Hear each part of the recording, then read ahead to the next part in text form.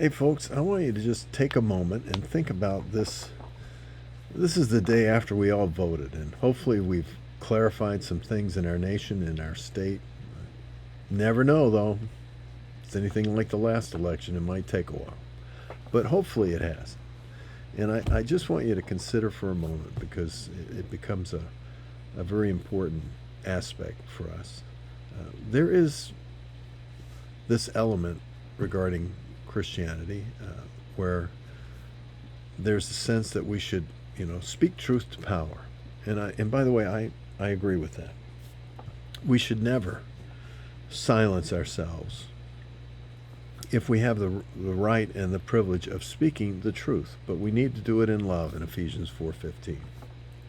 Can't just be a fight.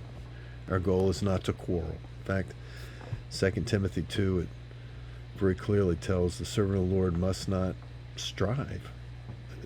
His goal is not to fight. That's not the point of what we do. Uh, the word there, strive, actually means fight. It's not, but should be gentle, apt to teach. If perchance those people that are trapped in Satan's web he may be able to gain them back. That's the point of what we do. But beyond that, I just want you to consider the fact that we do, in many ways, speak the truth to power. There is a power all around us. It's the ethos of the world, or the pathos, whichever one you want to call it. It's the way people think, how they value and view things to be right or wrong. It's all around us.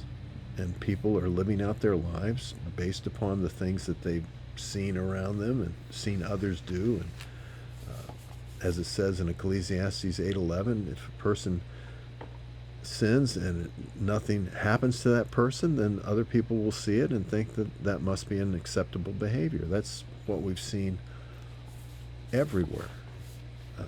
And just remember this: no matter what we can say, we're no different than the first century with the many gods that were so much a part of human history and have been throughout, and even to this day in India and other places. The many gods. If there's many gods, there's no God. Because which one?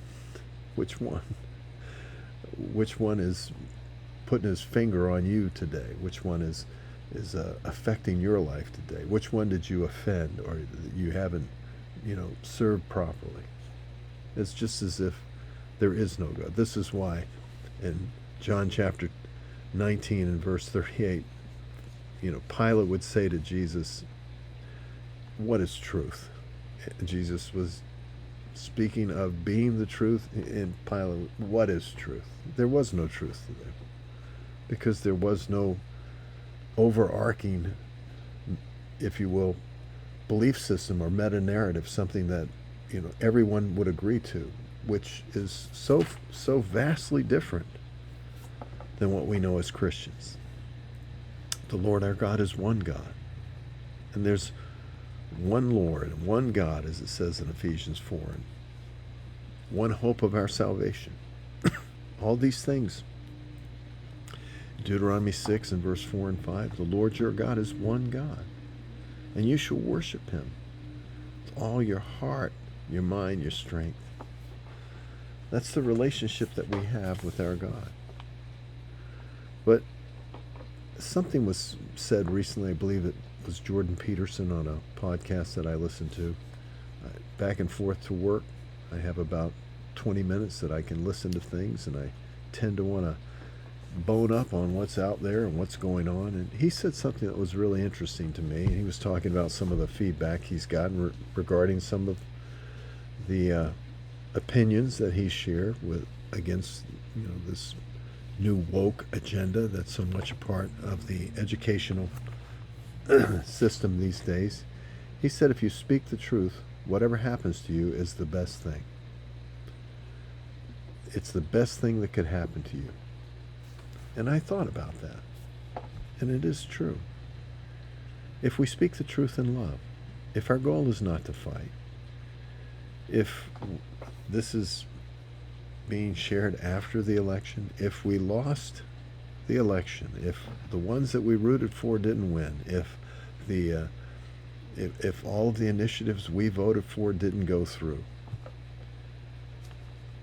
God is still on the throne. He still is exalted among the nations in Psalm 46:10. We can be still and know that he's God.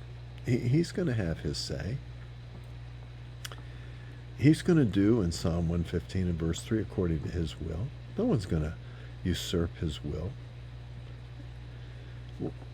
We serve a living God who's seated upon a throne, who has total authority, and if for now we're in a state of confusion, or how can I say it, the world isn't what we would certainly want it to be, then that's an opportunity for us to do what we should do as believers. We speak the truth to power by living out our testimony. We're the salt of the earth. It's interesting there in Matthew 5 and verse 13, it says, if the salt has lost its flavor, if it's no longer valuable, then it's just cast out. But then it says this, it's trodden underfoot by men. Men just walk all over it. If our relationship to Christ doesn't reveal itself in the way that we treat others, the things that we say, the peace that we have, the love that we show, the way that we as human beings in the midst of adversity, whether it be in our family, in our personal lives, at work, go through those situations with a sense of purpose and peace that others would not know. Doesn't mean we don't get upset, doesn't mean we're not human, but there is a peace that passes our understanding, and there is a love that's greater than anything we can comprehend. If we don't do that, then truthfully, why would any person listen to us?